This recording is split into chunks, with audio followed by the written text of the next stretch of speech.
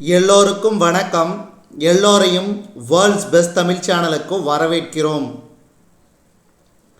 இந்த காணொளியில் நாம் பார்க்கவிருப்பது தினசரி நடப்பு நிகழ்வுகள் 6 டிசம்பர் 2023, 7 டிசம்பர் 2023 மற்றும் 8 டிசம்பர் 2023 ஆகிய 3 தினங்களுக்குரிய தினசரி நடப்பு நிகழ்வுகள். இதுவரைக்கும் நம்ம வேர்ல்ட்ஸ் பெஸ்ட் தமிழ் சேனலை சப்ஸ்கிரைப் பண்ணாத புதிய நண்பர்களாக இருந்தீங்கன்னா மறக்காமல் சப்ஸ்கிரைப் பண்ணிவிட்டு காணொளிகளை பாருங்கள். முதல் கேள்வி, தெலுங்கானா மாநிலத்தின் புதிய முதல்வராக தேர்வு செய்யப்பட்டவர் யார்?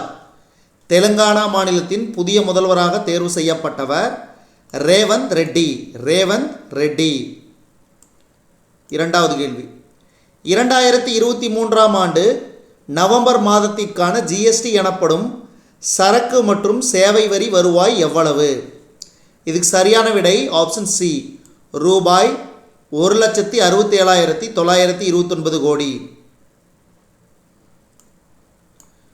Pranab my father a daughter remembers என்ற நூலினை எழுதியவர் யார்? சர்மிஸ்தா முகர்ஜி. இமயமலை தொடரில் உள்ள சியாச்சின் இராணுவ பள்ளியில் முதல் மருத்துவ அதிகாரியாக நியமனம் செய்யப்பட்டவர் யார்? கீதிகா கவுல். கீதிகா கவுல்.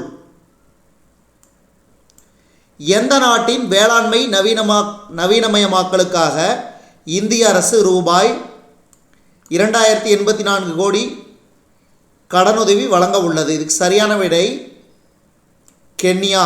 கென்யா.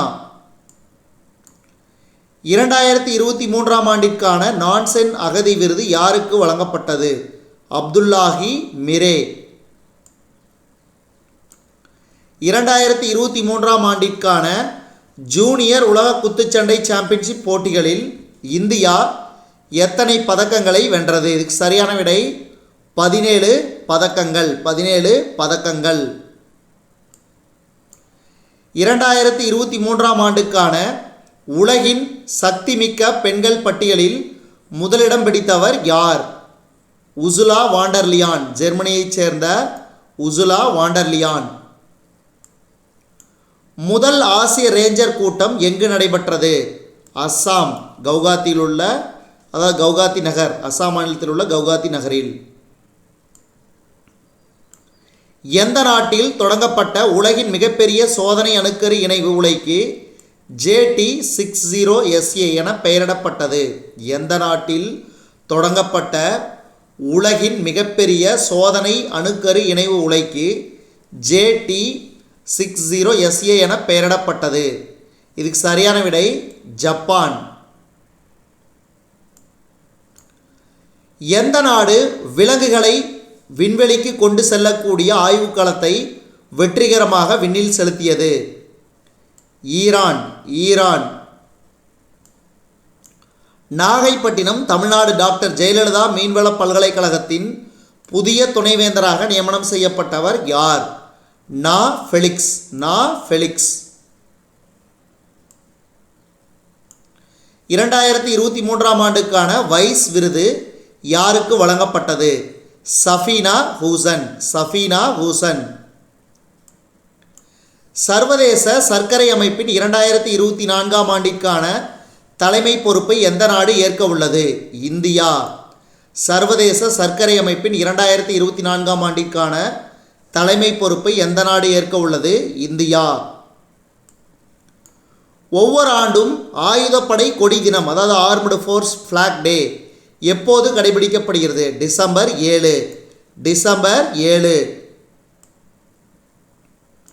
ஒவ்வொரு ஆண்டும் சர்வதேச சிவில் விமான போக்குவரத்து தினம், அதாவது இன்டர்நேஷ்னல் சிவில் ஏவியேஷன் டே எப்போது கடைபிடிக்கப்படுகிறது? டிசம்பர் 7. டிசம்பர் 7.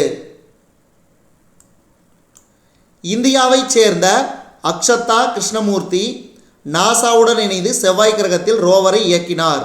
இதன் மூலம் செவ்வாய் கிரகத்தில் ரோவரை இயக்கிய முதல் பெண் அக்ஷதா கிருஷ்ணமூர்த்தி என்ற பெருமையை அடைந்தார். கஜ்ராஜ் அமைப்பு என்பது தண்டவாளங்களை கடக்கும் யானைகளின் உயிரிழப்பை தடுக்க உருவாக்கப்பட்ட ஆர்டிஃபிஷியல் இன்டெலிஜென்ஸ், அதாவது செயற்கை நுண்ணறிவு அடிப்படை அமைக்கப்பட்ட அமைப்பாகும். குஜராத் காவடா கிராமத்தின் உப்பு பாலைவனத்தில் 726 சதுர கிலோமீட்டர் பரப்பளவில் உலகின் மிகப்பெரிய புதுப்பிக்கத்தக்க எரிஆற்றல் பூங்கா உருவாக்கப்பட உள்ளது. இந்த உப்பு பாலைவனம் இந்தியா பாகிஸ்தான் எல்லையில் அமைந்துள்ளது.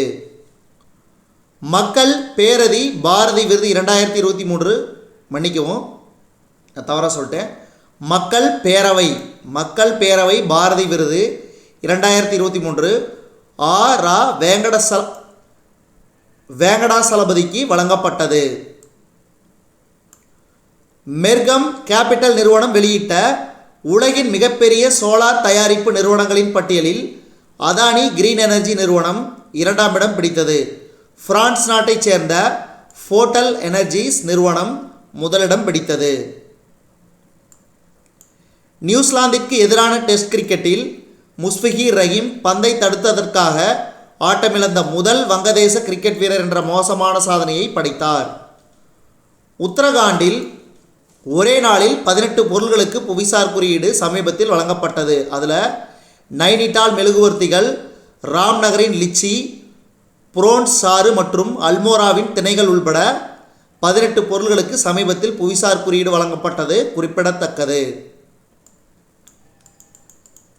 மிக்சம் புயலால் ஏற்பட்ட பாதிப்பிற்காக மத்திய அரசு தமிழ்நாட்டிற்கு மாநில பேரிடர் நிதியாக 450 கோடி வழங்கியது. டிஜிட்டல் வர்த்தகத்தில் உள்ள சவால்களை எதிர்கொள்ளும் வகையில் open network, Google cloud India, Antler in India, Paytm, Protean, start up India ஆகியவற்றுடன் இணைந்து பில்ட் ஃபார் பாரத் என்ற முயற்சியை தொடங்கப்பட்டது. இந்திய இராணுவம் ஒடிசாவின் அப்துல் கலாம் தீவிலிருந்து பாலிஸ்டிக் ஏவுகணையான அக்னி 1 வெற்றிகரமாக பரிசோதனை செய்தது. யுனெஸ்கோ அமைப்பு குஜராத்தில் நவராத்திரி பண்டிகையின் போது நிகழ்த்தப்படும் பக்தி நடனமான கம்பா நடனத்தை மனிதகுலத்தின் அருவமான கலாச்சார பாரம்பரிய பிரதிநிதித்துவ பட்டியலில் சேர்க்க ஒப்புதலை வழங்கியது. 2023ஆம் ஆண்டுக்கான முன்னணி 100 பெண்கள் பட்டியலில் இந்தியாவின் நடிகை தியா மிர்சா, கிரிக்கெட் வீராங்கனையான ஹர்மன் பிரீத் கவுர், புகைப்பட கலைஞர் ஆர்த்தி குமார் ராவ் ஆகியோர் இடம்பெற்றுள்ளனர். அமெரிக்காவினைச் சேர்ந்த பாடகரும் பாடலாசிரியருமான டெய்லர் ஸ்விஃப்ட் 2023ஆம் ஆண்டிற்கான சிறந்த நபராக டைம் இதழ் தேர்ந்தெடுத்துள்ளது. இதுவரைக்கும் நம்ம இந்த காணொலி வாயிலாக பார்த்தது தினசரி நடப்பு நிகழ்வுகள் 6, 7, 8 டிசம்பர் 2023 ஆகிய 3 தினங்களுக்குரிய தினசரி நடப்பு நிகழ்வுகள். இந்த காணொலி உங்களுக்கு பிடிச்சிருந்துச்சுன்னா லைக் பண்ணுங்கள், கமெண்ட் பண்ணுங்கள், மறக்காமல் இந்த காணொலியை உங்கள் நண்பர்களுக்கும் மற்றவர்களுக்கும் ஷேர் பண்ணுங்கள். அதே மாதிரி இதுவரைக்கும் நம்ம வேர்ல்ட்ஸ் பெஸ்ட் தமிழ் சேனலை சப்ஸ்கிரைப் பண்ணாத புதிய நண்பர்களாக இருந்தீங்கன்னா மறக்காமல் சப்ஸ்கிரைப் பண்ணிவிட்டு காணொலிகளை பாருங்கள். மேலும் புதிய காணொலிகளுக்கு நம்ம வேர்ல்ட்ஸ் பெஸ்ட் தமிழ் சேனலோடு இணைந்திருங்கள். தொடர்ந்து நம்ம வேர்ல்ட்ஸ் பெஸ்ட் தமிழ் சேனலுக்கு சப்போர்ட் பண்ணுங்கள். நன்றி.